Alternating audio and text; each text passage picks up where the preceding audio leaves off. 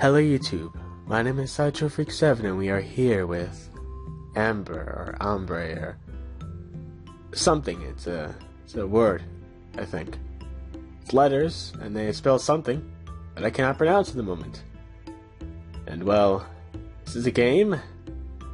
Not really sure much about it, except the fact that it looks adorable, and well, it looked actually very interesting. I saw some of the screenshots and stuff like that. So this is probably gonna be a very storyline based game. Guess there's probably a few puzzles in there, but probably mostly storyline because it looks more like a visual novel or something. So anyways, this is Ambre, and well, the description said that it gets creepy at some moments and at one point gets downright scary. So I was kind of looking forward to something kind of like Dreaming Mary, but well, let's see if it stands up to the name of what it said. English. Now I already read a little bit of this, so I'm gonna read it again.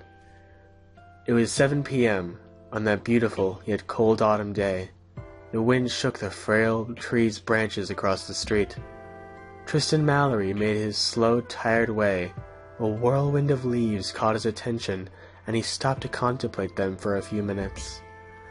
The spray of colors danced around him, fragments of reds, oranges, yellows, spread at random, forming a mosaic that stretched on as far as the eye could see, endlessly.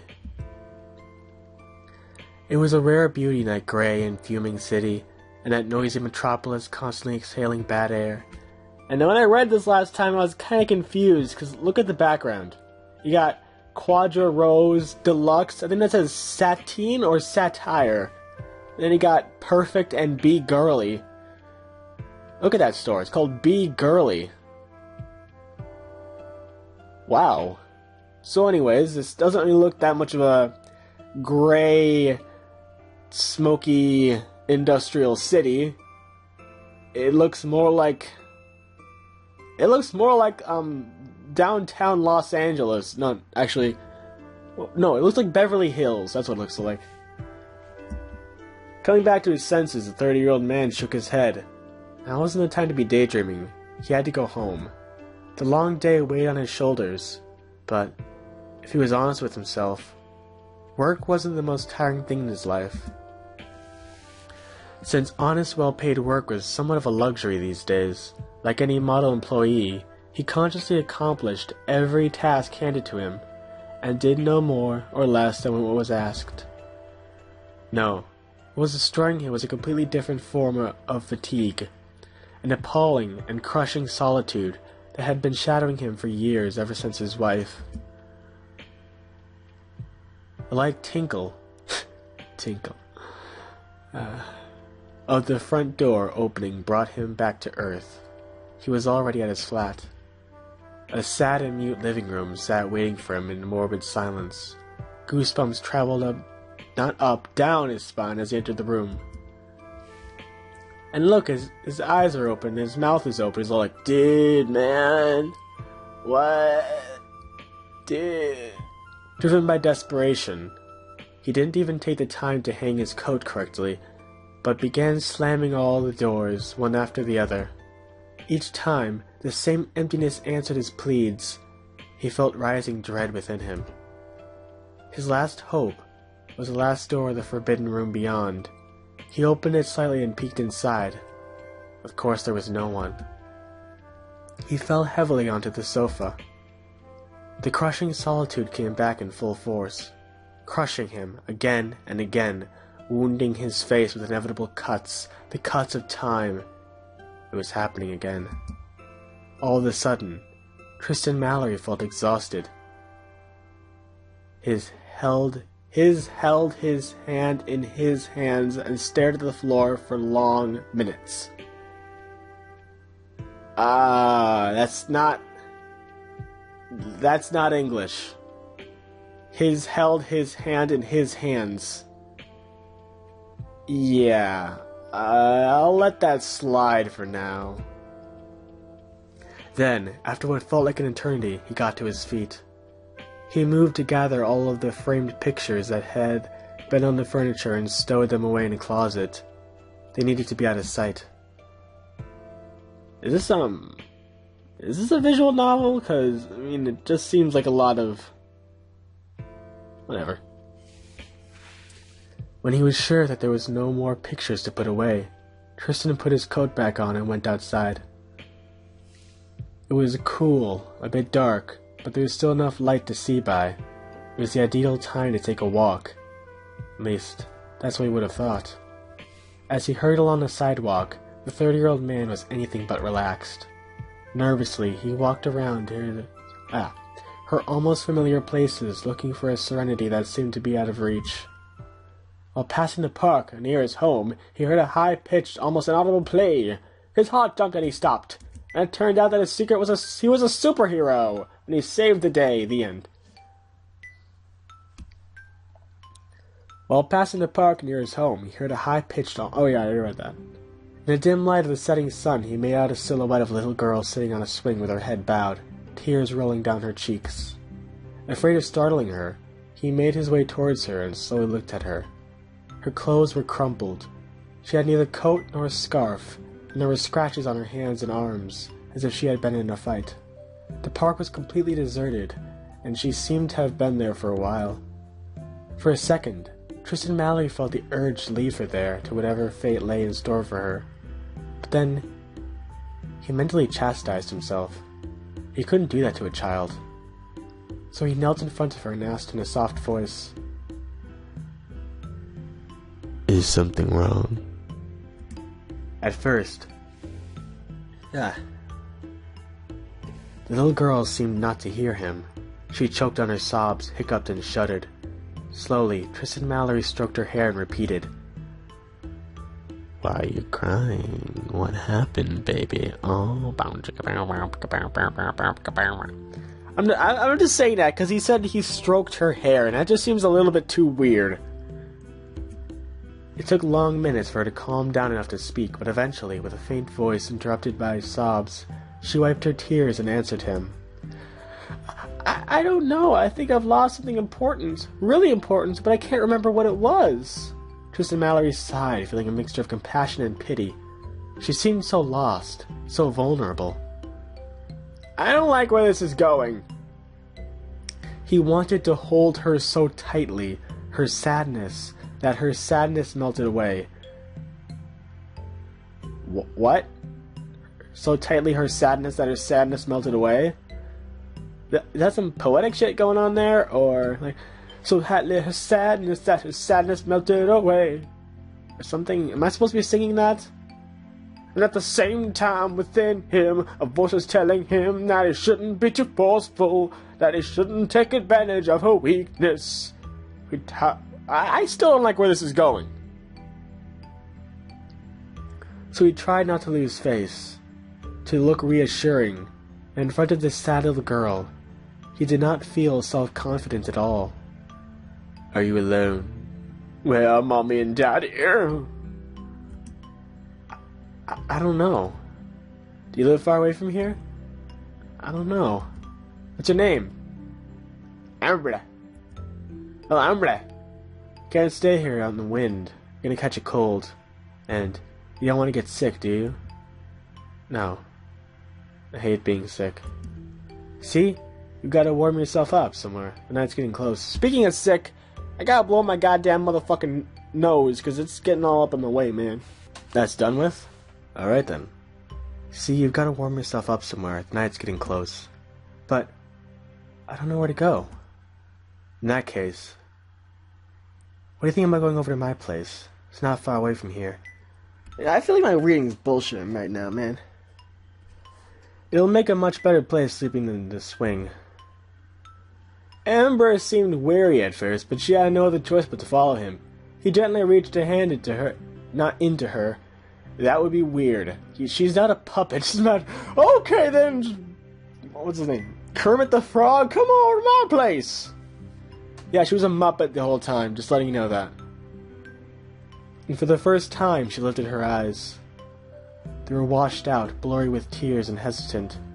But he thought it a good idea to show her a smiling face. To appear to be a reassuring adult. Okay, to appear to be a reassured adult. I don't like this guy. And I have a theory, a hunchback of Notre Dame. He killed his wife. That's what I have a feeling of, and he's like trying to check to see if his sins or something, because he seems like he's weighed down by something. He said ever since his wife, blank. I'm pretty sure he either killed his wife or his wife is dead, because I know his wife is dead somehow, and he's like checking his house to see if she's going to be there every single time, to see maybe she's not dead now or something. And maybe he did something to his daughter or something, you know? Because I feel like there's some sort of weird thing going on here. Even with the fatigue, he caught her fine and frail hand. See, fine and frail. Do you not feel suspicious from that? Because that is suspicious as all hell. And helped her get to her feet. Yeah, she's not really fine or anything. She's like... eh. And he's like... broad shoulders. Look at them shoulders. Look at those shoulders. Those are some damn fine shoulders. Look at her neck. Look at that neck. It's long. It's like thick. It's a tree trunk. She got a tree trunk for a neck. Ambre seemed weary at first, but she had no other choice. Oh, did I already say that? On her face. The young girl's steps were wobbly and weak. She had not eaten all day long. Well, probably not eaten all day long. We don't know that for sure. He held her hand, making sure she wouldn't trip. The 30-year-old man removed his coat and shut the door behind them. Make yourself at home. I'll cook something.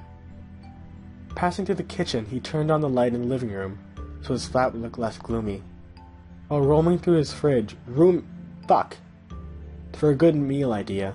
I gotta get me a good meal. He stole several glances over the counter. In the living room, Ambre was still walking around, a bit wild, still on the defensive. She explored this new environment by looking around, admiring the ornaments. She didn't find much to pique her interest. It was a bland house, almost too bland. It's not that bland. It's just modern. I guess modern's not really my style or anything like that, but man. You accept other people's styles, man. It's just his thing, man. I gotta stop saying man. Bro, dude, mate. There was no clues about the occupant's life. Taking advantage of Tristan's... I don't like the word taking advantage of. I don't like those words in this sentence. Taking advantage of Tristan being distracted by a pack of noodles, she escaped to the hallway and tried to find the bathroom, not finish it. This bathroom's not complete. I'm going to use my carpentry skills to finish it off. She found it quickly enough before returning to the hallway. Then she noticed all the doors were wide open except for one. She was drawn to that door, even before she had the time to think. Intrigued, Ambre felt magnetically attracted by the slightly open door. Just one peek was all she wanted, but she couldn't see anything through the crack. Was this Bluebeard's cabinet? A frightening tomb where Tristan Mallory stored the corpses of his former wives. What sort of fucking child thinks these things? Oh yeah, this is probably Bluebeard's... Who's Bluebeard? Pretty sure he's a pirate or something? That's probably a stupid idea, but he sounds like he'd be a pirate. And then they say that he'd keep the corpses of his former wives? What sort of messed up child is this? She ain't frail, she's demented. The little girl pushed the door open, entering the room and switched the lights on. It was a bedroom with soft cushions filled with plushies. Oh, I see. He was just trying to hide the fact that he likes the plushies. Huh. Nothing to be ashamed of, plushies are great. A big bed, proudly throned in the center of the room, was accompanied by a pretty dressing table to this one side. The walls were painted to look like a bright blue sky. See? This is probably his daughter's room or something like that, and she died, or maybe he did something to her, and then he killed her, and now he's like, oh, and maybe he thinks that she'll be his daughter or something, man. You see? The dingle-dangle stuff, man. Probably right, aren't I? Aren't I? Right then. The storage furniture, coordinated with the sweet colors of trinkets, were overflowing with mysteries. Spacebar. On the nightstand, She could catch a glimpse of the night light shaped as a cute mascot. Where's the... Oh, that thing over there. I see. The pink thing. On the nightstand. Like they said. It was a fairy... Wait. I don't actually have my earbud in right now. I thought that the music wouldn't really be much of anything but a distraction, but I kind of... Oh my god, the music for this is amazing. There's a fair-like ambience about the strange room, so that, and I think it's Amber. It's just, the word Amber is just spelled so strangely, you know? But I just don't know. Couldn't repress a little exclamation of surprise. Closing the door so the 30-year-old wouldn't discover her hiding spot, she stretched out on the colorful bed, rolled into a ball, jumped about and snuck under the bed sheets. For an inexplicable reason, she felt at ease in this room, worthy of a princess. It seemed to have been built for her, to correspond with her every fantasy. But she noticed a big teddy bear, which seemed to stare at her. Immediately she grabbed it, hugged it, and covered it with kisses. You don't know where that teddy bear's been? With her pale face was Illuminati. Yep, pretty sure it's Illuminati. This guy's a part of the Illuminati. I know it. By a wide, pure, innocent smile. A child's smile. That rhymes. Meanwhile in the kitchen, Tristan Mallory finished cooking the noodles. He was about to serve the meal when he noted the absence of the little girl. Slightly worried, he called for her. Ambre? Ambre? Where are you? Nervous, he looked her... Fudge! He looked after her in all the rooms, checking to see if she was in the bathroom. He searched everywhere in the house until there was only... The entry door makes some noises when it opened. I would have heard it if she had left. Can she be there? Already? Oh, God, it's so cute! With a contrite sigh, he headed towards the forbidden room and found Amber, playing with the stuffed animals. This is probably the cutest thing I've ever seen in my entire life. His gaze softened. I suppose I can't do anything, he thought, to reassure himself. Without a word, he went to sit next to her. On the bed, the little girl moved the stuffed animals' hands while making them speak. In her weak voice, she was narrating a stuffed animal tea party, and seemed to be enjoying herself.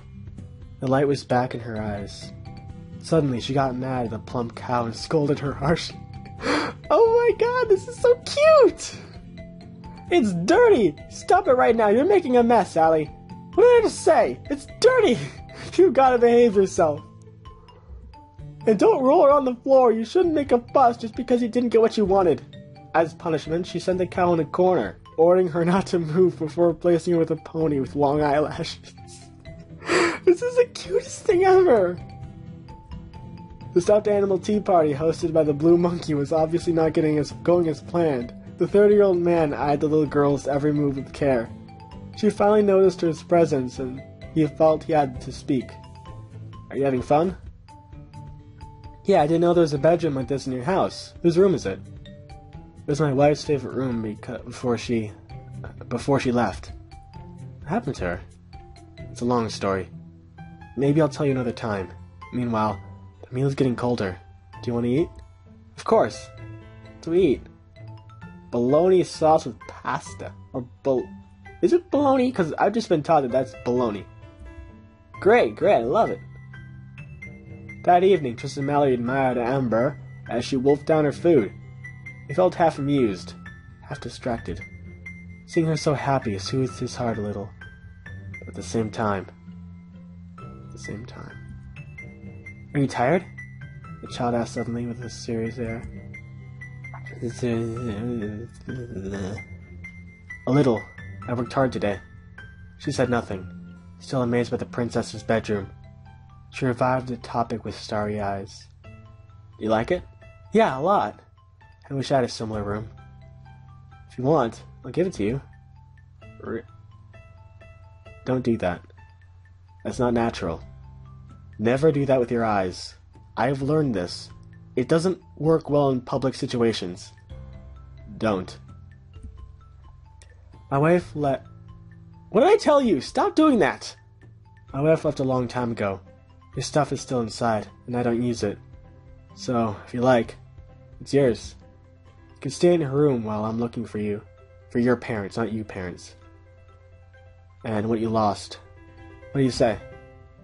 Can I really? But it doesn't belong to me. There's nothing sadder with a house than a... Blah! Fudge! I sometimes transition between saying non-swear words and then swearing up a fudging storm. There's nothing... There's nothing sadder than a house without life, isn't it? I know that my wife loved to rest in her favorite room. There she felt at ease, like on a cloud. But now she's not living here anymore. You seem to like this place, so I think it would make her happy to know that her bedroom is in good hands, and I can do whatever I want in it. While I'm at work, you'll be able to play in this room as much as you want. I'll leave you some leftovers for the lunch.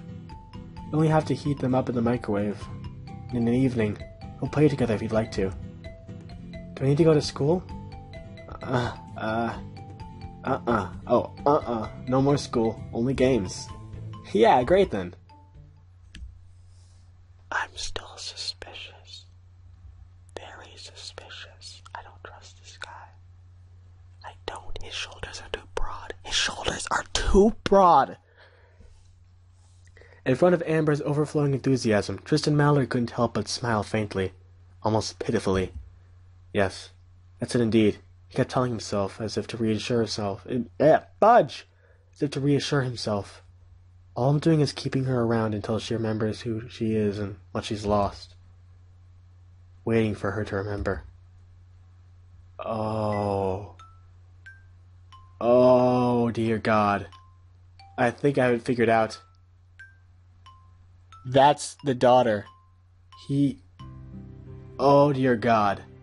Thus began their strange routine. Not began. What the hell is wrong with me? I'm gonna actually save this right here. Cool. How long am I going on for? I gotta check this, actually. Oh, God. I'm gonna end this little part right here. And I actually can... Should I end this just making a little part? Huh. Yeah, I think I'll just make this little part to end, so... Boop. Alright, and we are back. I'm actually very intrigued with this game. The story is... This is like one of those few stories I've played that's really gripped me, and I like it. I'm really interested in this. I want to see what happens, and I really want to keep playing, so... Really more like reading, but... Anyways.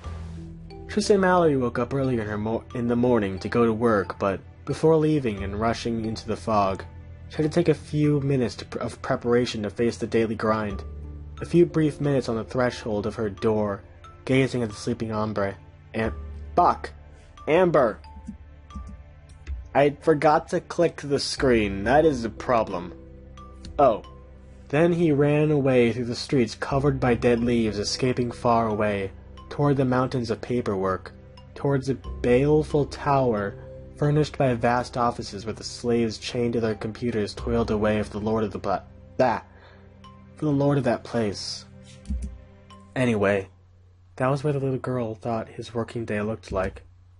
As for her, she woke up easily around 9 o'clock a.m., and her first reflex was to stretch and yawn in front of the cartoons, with a bowl of cereals in her hand. Don't do that with your eyes. Actually, you know what? You can do that with your eyes as much as you want, because it's adorable. Please keep doing that. That's adorable. Cereals in hand.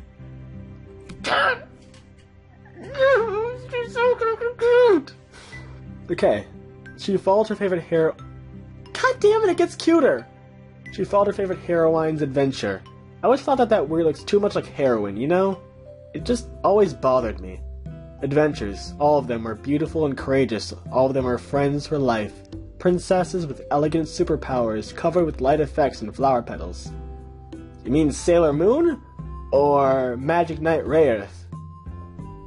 You're too young to be watching Magic Knight Rayearth. There's too sad stuff in there. It's too sad. Rich and loved, they lived a perfect and invaluable existence. Especially the main character, who owned a bedroom very similar to Ambre's. It was colorful and filled with cute accessories. However, This room was only part of a bigger place, furnished the same way. How I would like to live in a castle as well. You know what that reminds me of? Just talking about this stuff, it reminds me of this one manga I like to read. I'm taking out of the story, but there's this one called Reiko the Zombie Shop. It was actually a really cool story, because it tied in with, you know, like Japanese horror mangas. You know, of course they're Japanese, but, you know, like horror mangas. It tied in that type of, like, it had like a theme, like, going with that. But it was also action, and it was really cool, because, and like, a lot of the characters died, and, like, they killed off a lot of main characters. And, you know what, I liked the story a lot, because it just went pretty well, but then they stopped at, like, what was it, book 6, and it had, like, 11 books. So that is, like, something that really bothers me, but anyways. With her cute friends, the heroine hunted the villains, fell into traps, and called for the help of the charming prince, an ideal and fantasized man who served her hand and foot. Life seemed easy, full of laughs and adventures. All that was needed was to send back the nasty woman to her hiding place in the darkness. After all, she was nasty because she envied the young, dazzling girls. Nasty because she was old and disillusioned. Spacebar. Amber would have loved to have magical powers, allowing her to make cute outfits appear, allowing her to have a stable where unicorns slept, allowing her to have a ballroom where she could organize extravagant parties based on beautiful dresses and cupcakes. It was always really disappointing for her to see the end of the episode. Of course, there were other programs, but the story with magical jewels was her favorite one. The cartoons ended. She went to fill in her coloring books, daydreaming about being one of those heroines. Fudge! And then, at midday, she heated up the leftovers that Tristan had left, and went back to watching TV. New programs awaited her. It actually reminds me a lot of when I was a kid. I used to just sit around and watch TV and think, God, I want to be a Yu-Gi-Oh! Duelist. That's what I wanted to be as a kid. I wanted to be a Yu-Gi-Oh! Player. Or a Pokemon trainer, or something like that. Or maybe, a fist practitioner from Bobobo. That show was my childhood, man. Again, she had her favorite. The one where a little girl owned a puppy that was different from the others. Oh, you're talking... So the first one was Sailor Moon, I'm guessing. No, wait, that doesn't make any sense. Prince... I don't know those type of girly shows, but I know that this one is Clifford the Big Red Dog. His red puppy could sneak around. It was very adorable with big eyes and comical expressions that made her melt. Sneaker. Okay, this isn't Clifford the Big Red Dog. This is Clifford the very sneaky dog. How I would love to have a dog that cute. The meal passed quickly into the rhythm of opening songs that she knew by heart. This was usually the time when Tristan called to make sure everything was okay. She never missed the opportunity to tell him the God damn it, I'm messing up so many words. Episodes of the day, how the heroine had defeated the evil witch with her magic mirror, how the little dog had helped the mistress at school, and so on. Relieved he would start eating his sandwiches without appetite, sated more by the little girl's stories than by his meal. She hung up, satisfied with her story then, after the last cartoon turned off the television to rest in her big bed, surrounded by her stuffed toys. Usually at this time, she read a fairy tale. She loved to tell herself the story of Cinderella again and again, while sucking her teddy bear's... Oh. I can't relate to that part. It was her favorite. People and life itself were nasty with Cinderella every day. She had to work hard, it was exhausting. She had to earn her every meal, and the nasty, ugly sisters believed themselves superior. Fortunately, the prince recognized the heroine's natural talent. She was pretty, and she was special. He brought her with... Fudge! God dang it! He brought her with him to the castle to live a golden existence, where she wouldn't have to work her fingers to the bone, where the money flowed freely, where Cinderella could have everything she wanted, including all the things that shone, accessories, dresses, cakes. All she had to do was fill time... All she had to do to fill time was organize parties with her friends. The ugly sisters were not invited. They were too ugly, too rude, and they did not deserve such a paradise. Cinderella was happy. She loved in the manner of the only real and of true love, the kind of love with the gilding and glitter. For what more could she ask? Amber fell asleep happy, hoping to meet her charming prince one day. She dreamed of the one who would have only eyes for her, and would give her a room like the one the princess that she admired so much had. When she opened her eyes, the little girl rushed again into the living room to watch a tape, a Disney film, depending on her mood. She chose one with animals or one with a couple that lived happily ever after. Often, she watched Snow White or the Little Mermaid. Amber loved the idea of a glass coffin containing a body which would not grow old despite death, but that would remain always young and beautiful, lying in wait for the magical kiss that would free her from her prison, changing the course of her story and spiriting her away from the common hut of proletarian dwarves who, while friendly, were also rough. Wow, wow, wow. She loved it, just as she loved the idea of a beautiful and rebellious mermaid swimming through the oceans looking for his treasure, but sacrificing her freedom for the man in her life, about whom she had fantasized 1,000 times. The beautiful rebellious mermaid never listened to anyone, which reminded her of her own condition.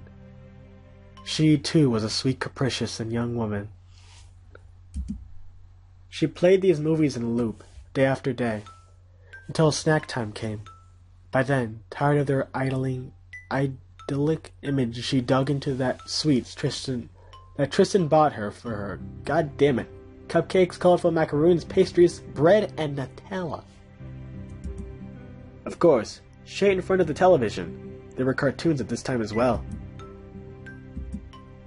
As it was getting late, she finally pushed the off button to resume her fantasies elsewhere in her room, wielding her dolls with skill, perfectly depicting the course of her dreams.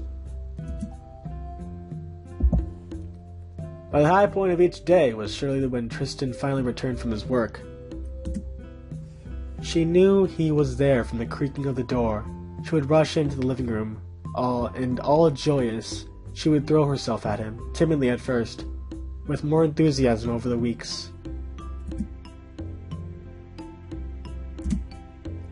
She loved being carried on his shoulders. What the hell are you doing with your eyes? You're doing it too. It's very disturbing when you're doing it. I can understand her doing it because she's a kid, but you look scary. This is the scary part of the game. They keep doing that with their eyes. Please make them stop. Tell them to stop. Okay then, mimic the airplane and to fly through the flat until they crashed onto bed laughing. Playing together was so much fun. With her friend, she could live her characters more easily. Her favorites? Playing Mummy and Daddy. They keep doing things with their eyes. Amber took the role of the mother and always took good care of the well-being of her child. A PVC doll with dead eyes, supposed to embody an adorable little baby. She's so fucking determined. And he's so like, dude. She washed him, changed him, cuddled him, and gave him his bottle. Tristan had a role of the father. He had to read the newspaper in the kitchen while waiting for his wife to cook him a good meal. I gotta get me a good meal. A role which hardly got him involved, but he was very well satisfied with that. That's actually what fatherhood is. You just sit on a chair and read a newspaper. All it is. You read a newspaper. That's why the newspaper business is still going, because dads have to read newspapers. It's how they get their sustenance. It's from newspapers and coffee. Amber took her task very seriously. She had the lead role after all. Therefore, she served her imaginary husband plastic fries and fruits with a bossy pout. He appreciated the gesture. However, the real meal was left to Tristan's charge once the game ended, a meal which the little girl took as an opportunity to tell the rest of her fabulous adventures. Tristan only had to listen to her with a smile on his face before he required her to go to the bathroom, to wash up and to brush her teeth. Amber always grumbled at the bathroom's times, but her sexless mermaid Barbie quickly helped her forget the inconvenience.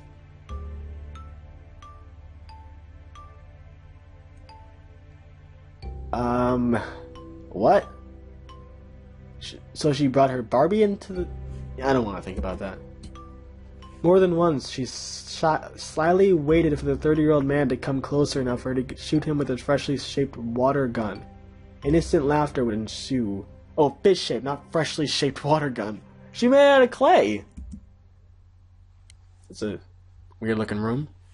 Then he tucked her into the big princess bed, while telling her stories, usually a fairy tale. In this moment she blinked more and more slowly, looking up at him with a touching expression. It made Tristan melt from cuteness. He was careful not to close the door all the way. The corridor's light had to hunt the monsters which could disturb Ambre's sleep. It was a specific request. She was fearful. The 30-year-old man had to protect her from the ghosts. At the slightest shout, that was his promise to her, not her promise to him. I can't even see his eyes, but I'm pretty sure he's doing something that I don't like. I don't know. What's wrong with my words? Before going to sleep, Tristan Mallory had some comforts in seeing her sleep. He hoped that her sleep would be inhabited with nice dreams and that she would forget him.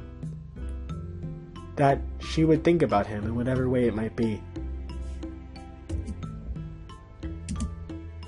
Could she even feel his presence?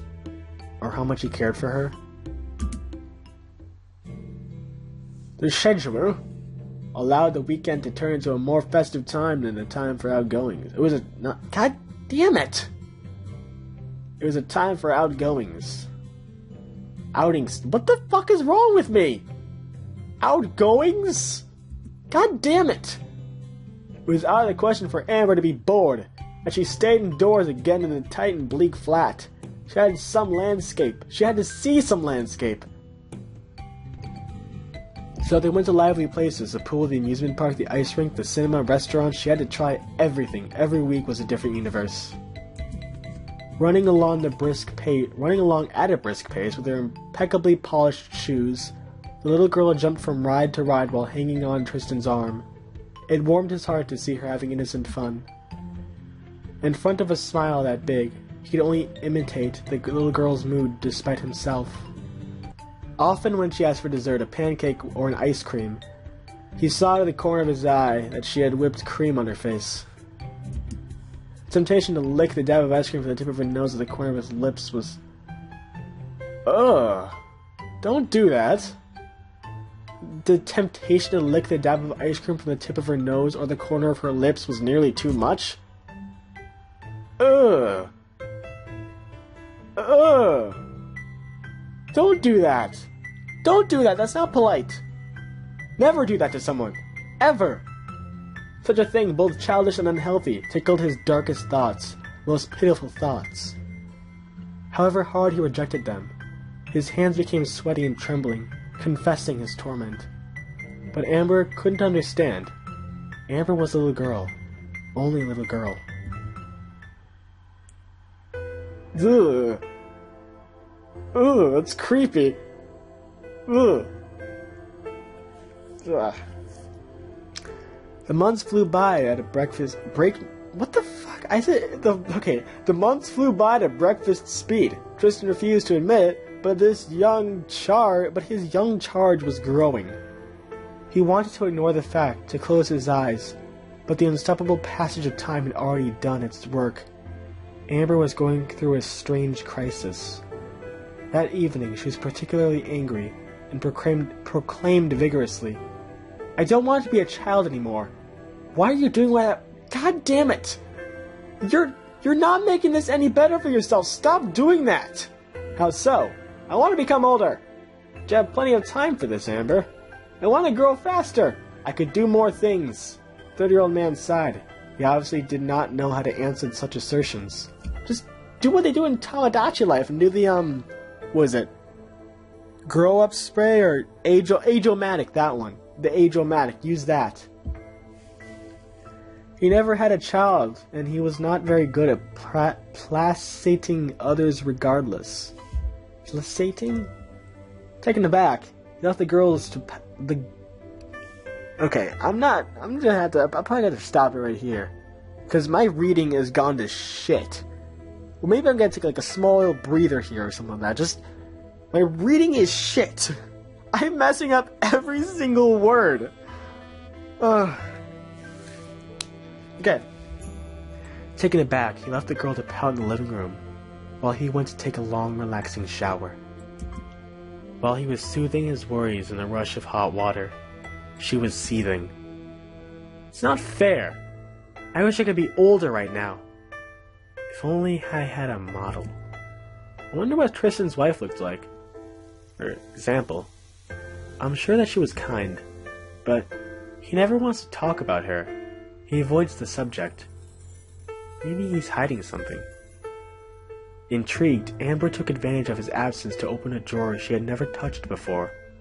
Inside was a big leather notebook.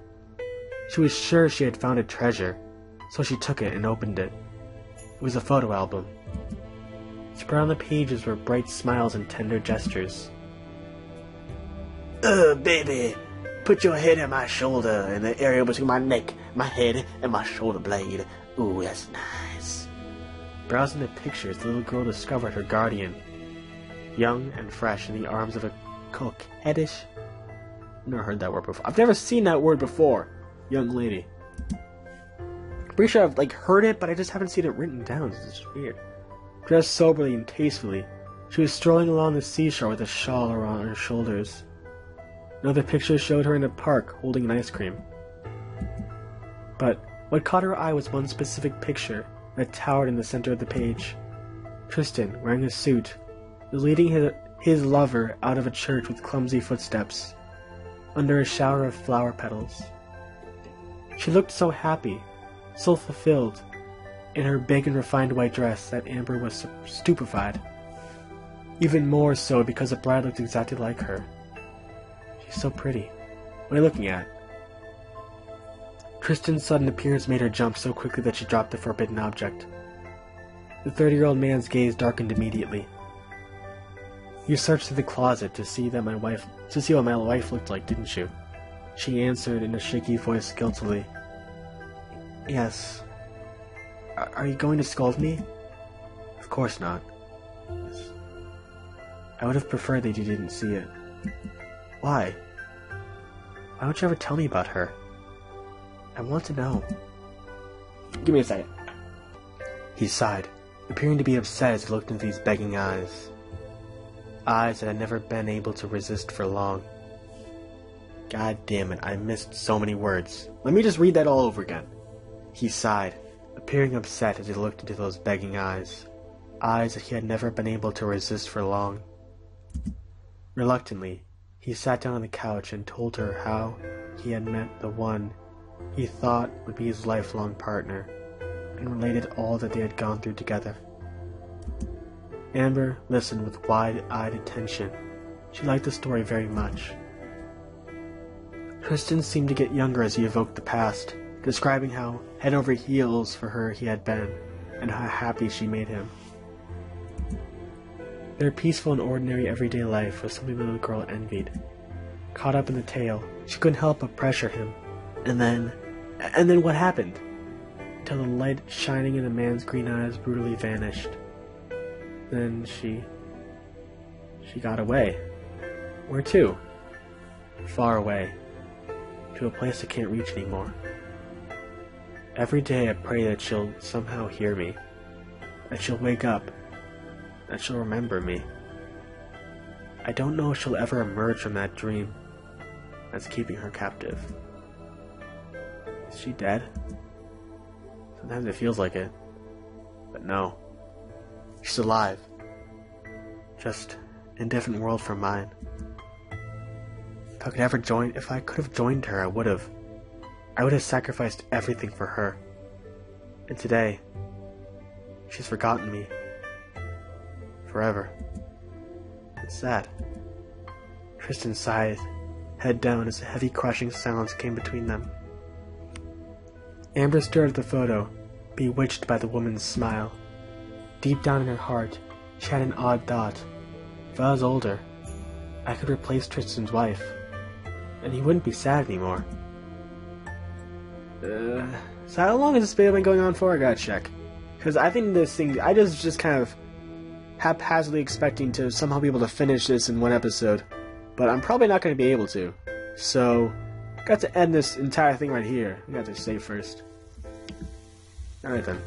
So, we got to end this episode right here, and remember, no trolls and no evil wicked ladies because they are envious and gross. Or evil stepwitches.